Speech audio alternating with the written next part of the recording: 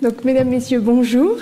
Je remercie le comité d'organisation de leur invitation pour partager avec vous une partie de mon quotidien, qui est de voir des patientes qui ont des insuffisances ovariennes prématurées.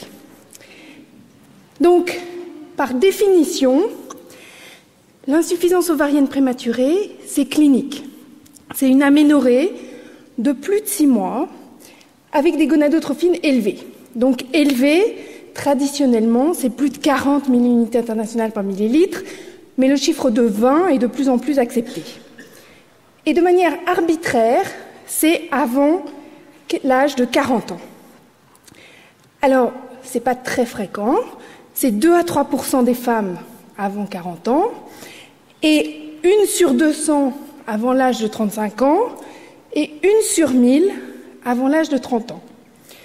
Donc c'est soit une aménorrhée primaire, soit une aménorrhée post-pilule, c'est extrêmement fréquent, soit une aménorrhée secondaire.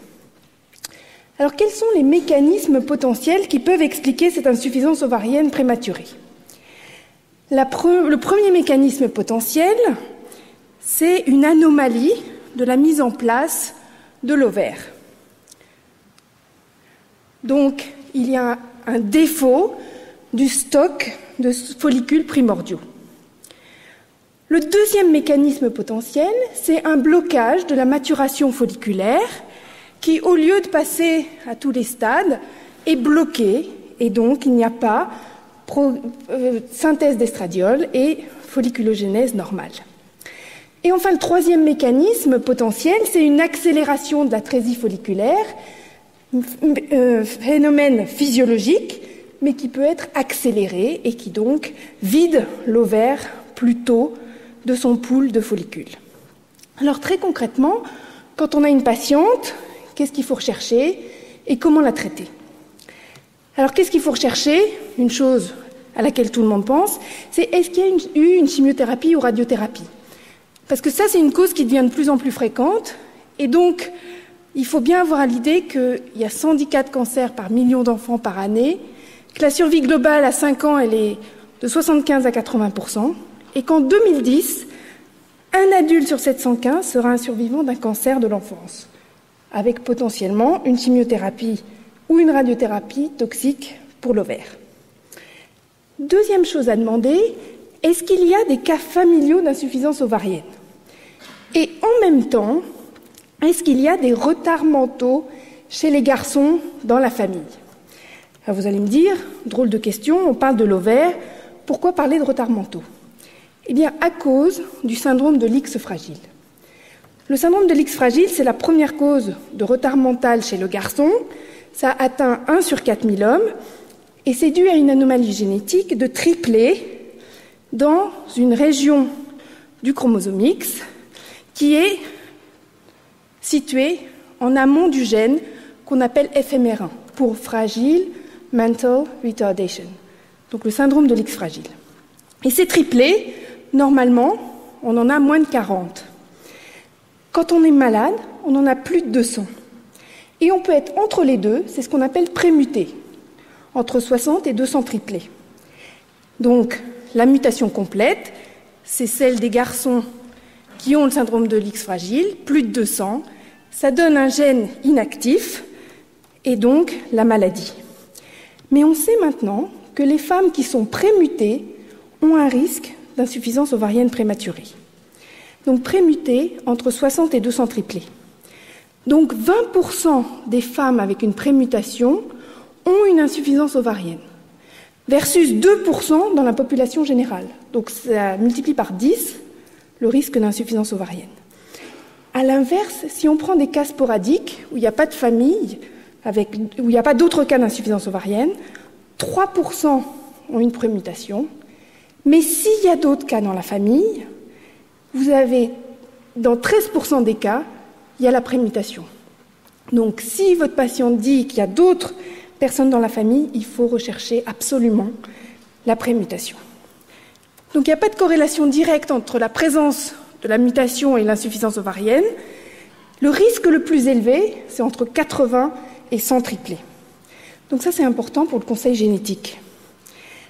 Et ce qui est aussi important, c'est que chez ces femmes, il y a des cas de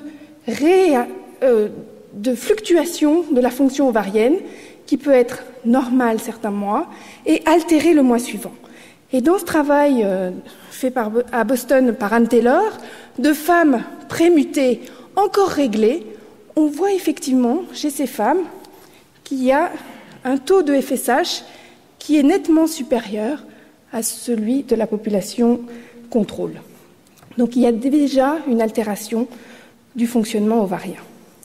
Donc chimiothérapie, cas familiaux, retards mentaux. 4e question, l'auto-immunité. Est-ce que dans la famille, il y a des diabètes de type 1, des BASDO, des Hashimoto, des insuffisances surrénaliennes, des Birmer, du vitiligo ou du lupus? Parce qu'effectivement, il y a une association possible avec l'auto-immunité.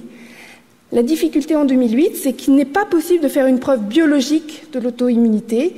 Les anticorps anti-ovariens ne sont pas fiables. Il y a une situation où c'est facile de faire la preuve de l'auto-immunité, c'est dans un contexte rare de maladie polyendocrinopathique qui s'appelle la maladie APCED. Là, on connaît le gène, donc on connaît l'atteinte potentielle. Autre chose importante, ce n'est pas parce que votre patiente a des anticorps antithyroïdiens que c'est absolument auto-immun. 10% de la population a des anticorps anti-TPO positifs. Donc, qu'est-ce qu'il faut rechercher à l'examen? Premièrement, souvenez-vous de cette photo. Cette patiente, elle avait totalement oublié de dire que dans son enfance, elle avait été opérée au niveau des yeux. Et elle a donc effectivement une anomalie oculaire. C'est une patiente caucasienne, donc un syndrome qu'on appelle blépharophimosis. Donc elle a une anomalie, un rétrécissement des fentes palpébrales, un ptosis et un épicanthus inversus. Et donc elle a un syndrome qu'on appelle syndrome de BPES. Donc BPES, c'est blépharophimose, ptosis, épicanthus syndrome. Ça n'altère pas la fertilité des hommes, mais dans le type 1, il y a des anomalies oculaires et ovariennes. C'est une cause d'insuffisance ovarienne dont le gène est identifié, gène FOXL2, je pense que Marc Felous vous en parlera. Autre chose, qu'est-ce qu'il faut rechercher? Est-ce que la patiente est de petite taille? Est-ce qu'elle a des névis? Est-ce qu'elle a une implantation basse des cheveux? Donc là, vous allez bien sûr tous penser au syndrome de Turner, et cette première patiente, qui est la première patiente décrite avec le syndrome de Turner, elle avait, aucun développement pubertaire, mais il faut bien retenir que certaines patientes qui ont un syndrome de Turner peuvent avoir des règles spontanées. C'est loin d'être la majorité, mais il peut y avoir effectivement dans 2 à 5% des menstruations spontanées. Donc il est possible de faire un diagnostic de Turner à l'âge adulte. Et dans le Turner, on sait qu'il y a une décroissance accélérée de poules de follicules avec une atrésie folliculaire. Donc, en 2008, est-ce qu'il y a un retard mental? Est-ce qu'il y a un antécédent de chirurgie des yeux? Est-ce qu'il y a une petite taille, une auto-immunité et une maladie pédiatrique rare, la galactosémie, qui est une accumulation du galactose qui est toxique pour l'ovaire? Biologiquement, une TSH, une glycémie, des anticorps anti-TPO et anti-thyroglobuline, c'est les anticorps antithyroïdiens. Les anticorps anti-GAD, anti-ILO, anti-IA2, c'est les anticorps pour le diabète. Et le karyotype, parce que le karyotype, c'est encore d'actualité, parce qu'effectivement, vous trouvez une mosaïque, mais aussi un triple X, des délétions de l'X et des translocations X-autosomes. C'est moins de 10% des cas où vous allez trouver une anomalie du karyotype, mais c'est à la fois extrêmement rassurant pour la patiente parce qu'elle sait vraiment pourquoi elle a cette insuffisance ovarienne. Puis il y a un cas un peu particulier de l'aménorrhée primaire où effectivement vous pouvez tomber sur un karyotype XY en sachant que dans votre bilan biologique, hormonal, votre élévation de la testostérone vous aura fait suggérer déjà une résistance aux androgènes. Donc une fois que vous avez le karyotype, eh bien dans la majorité des cas, c'est à peu près plus de 80% des cas, il n'y a rien à l'examen clinique et la patiente elle est 46XX. Alors il y a quelques gènes qui sont identifiés et je vais laisser Marc Felous vous les présenter, mais à l'heure actuelle, malheureusement, on connaît encore peu de choses. Mais ces patientes, il faut les traiter.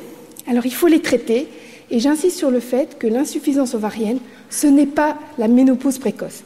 N'utilisez plus ce terme de ménopause précoce, et Laurence Nelson avait fait un éditorial dans Fertile Stérile en disant l'insuffisance ovarienne prématurée n'est pas la ménopause précoce.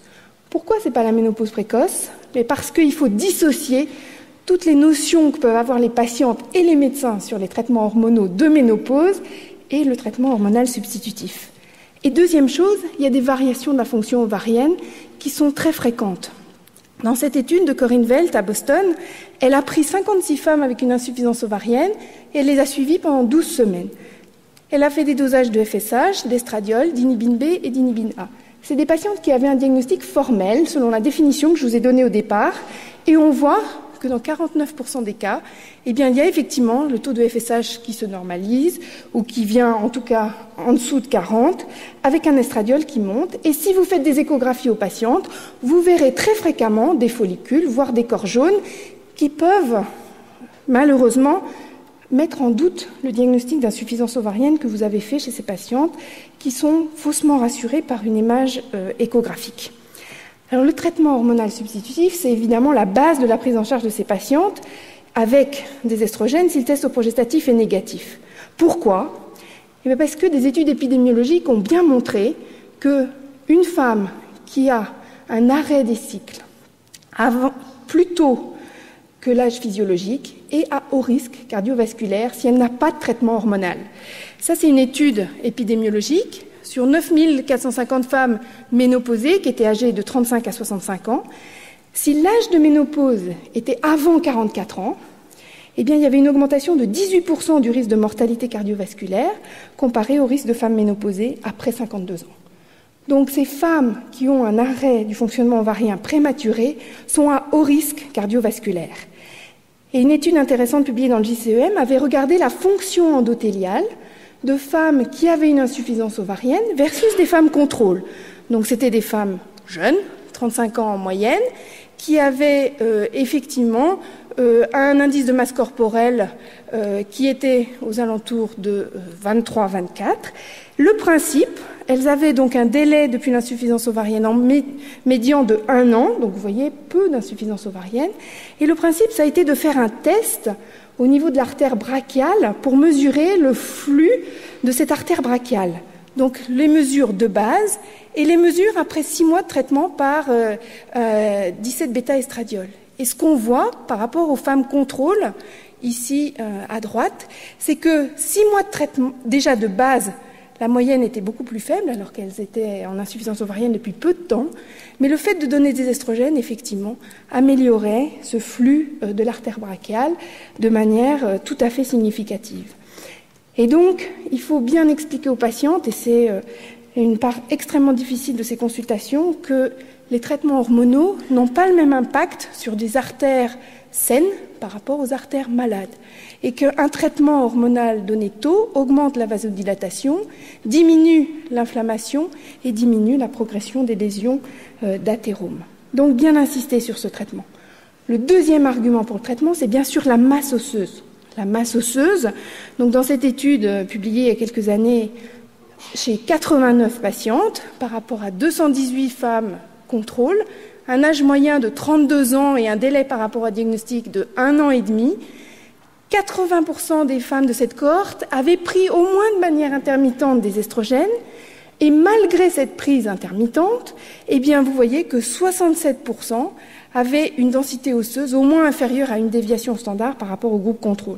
Donc il y avait une altération importante de la masse osseuse, ce qui paraît assez évident, mais qui a été prouvé que dans quelques études.